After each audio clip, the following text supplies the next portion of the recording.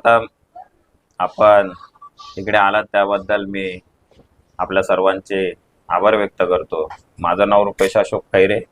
मी ward क्रमांक 140 मधून BSP या पक्षाकडून उमेदवारी अर्ज दाखल केला आहे आणि तो महानगरपालिका निवडणूक 2026 मध्ये तो वैध ठरलेला आहे। त्याच्याबद्दल मी तमाम महापालिका अधिकारी वर्गाचे आणि मला ज्या ज्या मान्यवरांनी सहकार्य केलं त्या तमाम मान्यवरांचे आणि खास करून बहुजन समाज पार्टीचे मी शतशः ऋणी आहे की त्यांनी माझ्यावर विश्वास ठेवला आहे आणि त्या विश्वासासह मी सोनं केल्याशिवाय राहणार नाही। तुम्ही युवा आहे, युवकांचं एक म्हणजे रोल मॉडेल आहे। तुम्ही काय क्रिकेट असू दे किंवा काही असू दे चांगले म्हणजे सामाजिक कार्यक्रम करत असतात। काय काय मुद्दे घेऊन आहे जनतामध्ये जाणार आहे? खूप मोठी समस्या आहे, मागे पण तुम्ही आवाज उचलला होता या चिमणीबद्दल।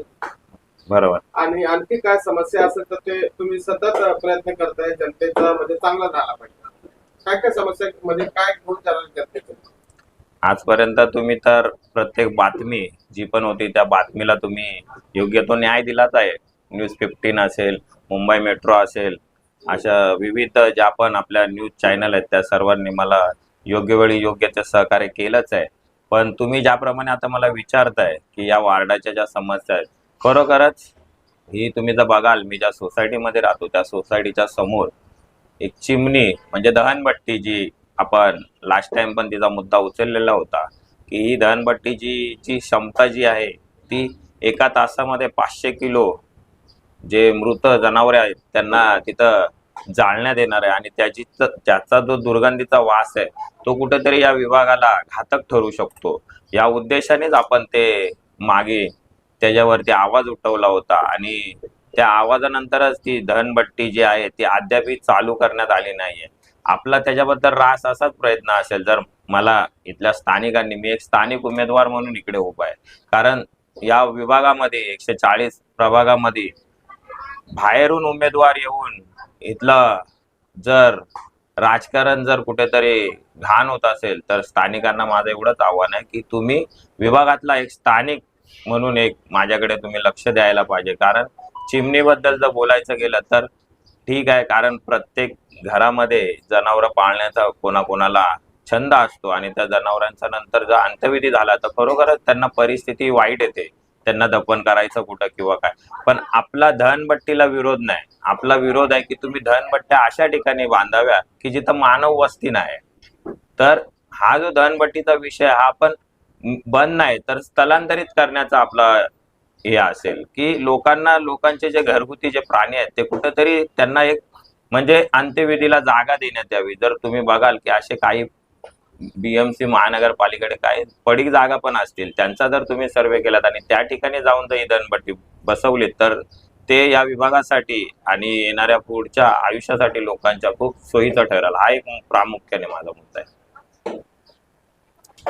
बघा, हा ज्याचा त्याचा वैयक्तिक विचार आहे, त्याचा वैयक्तिक अनुभव जो त्यांनी घेतला असेल तो त्यांच्या कामातून, त्यांच्या कार्यातून तो त्यांना मिळालाच असेल।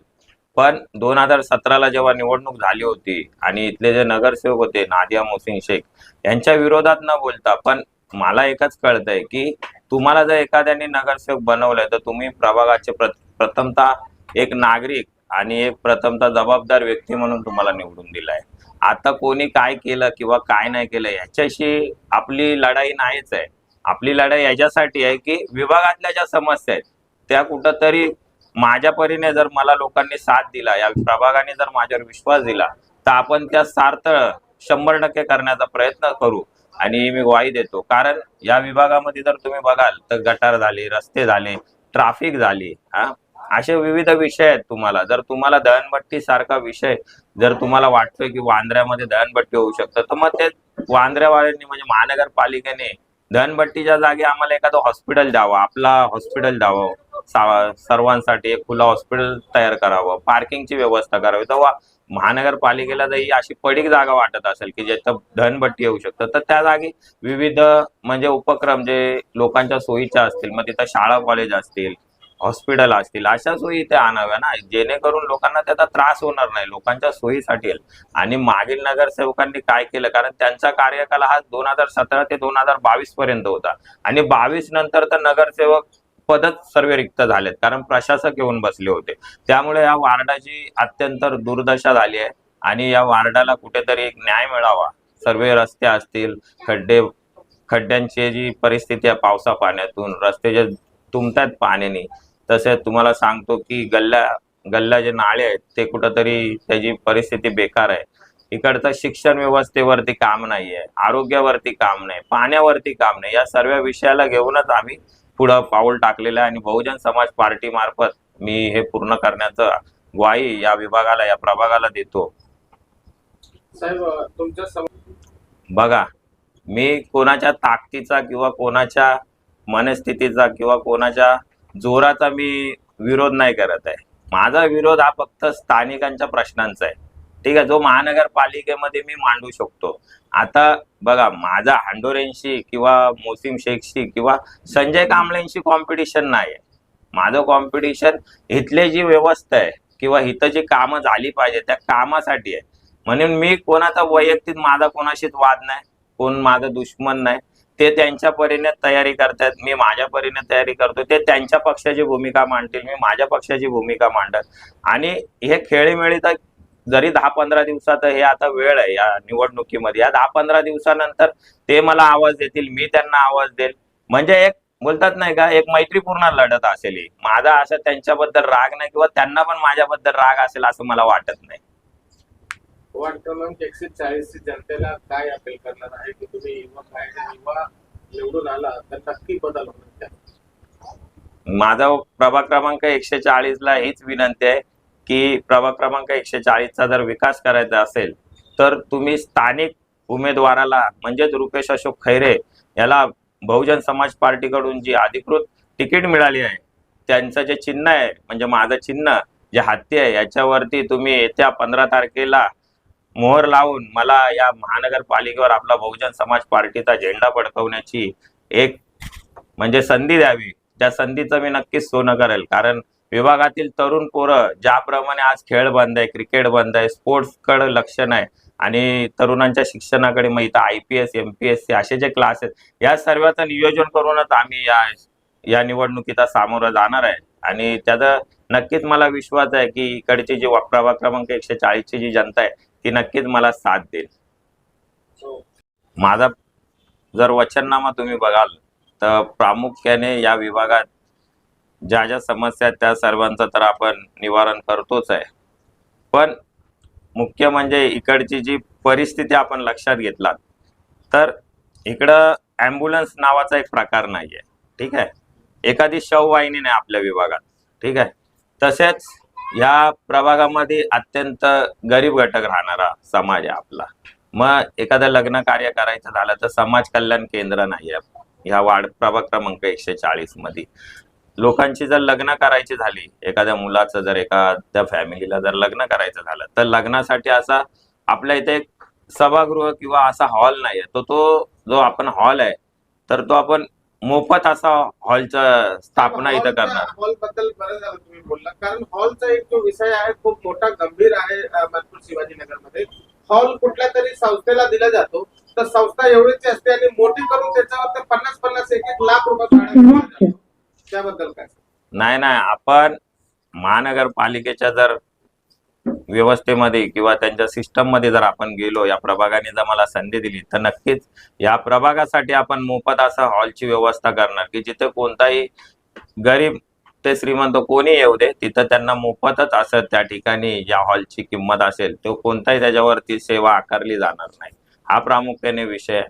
त्याच्यानंतर या विभागाला, या प्रभागाला एक ॲम्ब्युलन्स आपण देणार आहोत. तसंच जागोजागी जे धार्मिक स्थळ आहेत त्या धार्मिक स्थळांच्या आजूबाजूची, मग तिथं मस्जिद असेल, मंदिर असेल, विहार असेल, त्यांच्या आजूबाजूला आपण सुशोभीकरण चांगल्या प्रकारचं कसं करता येईल त्याच्यावरती आपलं लक्ष असेल. इकडचा जर समाज बघितला, रिक्षा टॅक्सी चालवणारा हा गरीब समाज आहे आणि या रिक्षा टॅक्सी स्टँड चालवणाऱ्या लोकांना एखादा शेड बांधण्याचं, म्हणजे व्यवस्था नाही आहे, शेड नाही, त्यांना पावसा पाण्यात उघड्यावर बसायला लागतं. तर शेडची जागोजागी आपल्या ज्या ज्या नाक्यावरती रिक्षा टॅक्सी स्टँड आहे तिथं आपण शेड बांधणार आहोत. प्रामुख्याने एक विषय आहे की बीएमसी महानगरपालिकेमध्ये जे कंत्राटी पद्धतीने काम करतायत त्यांना आपण जर महानगरपालिकेत बसलो तर त्यांच्या कामावरती कायमस्वरूपी रुजू करण्याचं आपण काम करणार आहे. या महानगरपालिकेमध्ये जे जे आजपर्यंत सेवानिवृत्त झाले म्हणजे वेगवेगळ्या खात्यातले होते त्यांच्या काही पीटीके बंद केलेल्या आहेत, त्या सर्व पीटीके चालू करण्याचं देखील आपण काम करणार आहे. म्हणजे असे प्रामुख्याने विषय आहेत. जर वर्ली बीडीडी सारख्या एरियाला जर 600 ते 550 स्क्वेअर फीट घरं भेटतायत तर गोवंडी प्रभागाला फक्त 350 आणि 350च घर का? तर हा एक माझा मुद्दा आहे. तर आम्हाला कमीत कमी 450 स्क्वेअर फीटाचं एक घर येणाऱ्या नवीन प्रोजेक्टमध्ये आम्ही अप्रूव्ह करण्याचा कमीत कमी तरी प्रयत्न करू. त्याच्यानंतर इकडची जी सोसायट्या किंवा ह्यातल्या ज्या इमारती झाल्या तिथं अद्याप पाणी व्यवस्था नाहीये. कारण 15 दिवस 2 दिवस पाणी येत नाही, तर ती पाणी व्यवस्था प्रत्येक इमारतीला आपण चांगल्या प्रकारची करण्याचं या महानगरपालिकेच्या मधून आपण ते करणार आहोत. आणि इकडची झोपडपट्टी जी आहे, झोपडीमध्ये जी गरीब जनता राहते त्यांची काही घरं पात्र आहेत, तर जी अपात्र घरं आहेत त्यांना आपण नक्कीच पात्र करण्याचं, त्यांच्या सोबत खांद्याला खांदा लावून राहण्याचं आपण काम करू. तसेच पांजरापूर घाटकोपर जोड रस्त्यात जे आमचे स्थानिक नटवर पार्क कंपाऊंड मध्ये 88 आणि 350 झोपडपट्टी जे तिकडं त्यांचं तात्पुरतं पुनर्वसन केलंय, ते पुनर्वसन देखील आपण तिकडून त्यांना इकडं स्थलांतरित करणार आहोत. त्या सर्वांना, मग त्याच्यात पात्र असो अपात्र असो, अशा सर्वांना आपण न्याय देण्याचं काम या येत्या 5 वर्षात नक्कीच करू. आणि मी ग्वाही देतो की मी त्यांना इकडे आणल्याशिवाय राहणार नाही, शांत बसणार नाही. आणि कारण माझं पण वैयक्तिक जर तुम्ही बघितलं तर माझं पण घर तिकडेच आहे, माझे पण आई पप्पा आम्ही सर्व तिकडेच राहतो. तर मला त्यांना जो त्रास आहे, तो जो हायवेचा त्रास झाला किंवा तिकडं पाण्याचा त्रास झाला, पावसा पाण्यातून जिथं जी त्यांना त्रास होतोय तो त्रास मी सहन केलेला आहे. आणि त्या दृष्टीने मी तिथला स्थानिक म्हणूनच त्यांचा आवाज उठवण्यासाठीच मी इकडे उभा आहे. आणि मला विश्वास आहे की त्यांचा देखील सहकार्य मला असंच मिळेल आणि या महानगरपालिकेत त्यांचा देखील विषय मांडण्याची संधी मला ते देतील. धन्यवाद. जय भीम, जय महाराष्ट्र, जय हिंद. डॉक्टर बाबासाहेब आंबेडकरांचा विजय असो. छत्रपती शिवाजी महाराजांचा विजय असो. रुपेश भाई आगे बढ़ो, हम तुम्हारे साथ हैं. रुपेश भाई आगे बढ़ो, हम तुम्हारे साथ हैं. लक्षात ठेवा, लक्षात ठेवा, भक्तिशाली लक्षात ठेवा. लक्षात ठेवा, लक्षात ठेवा. भक्तिशाली लक्षात ठेवा. असं करा सर्व. विन. बीन.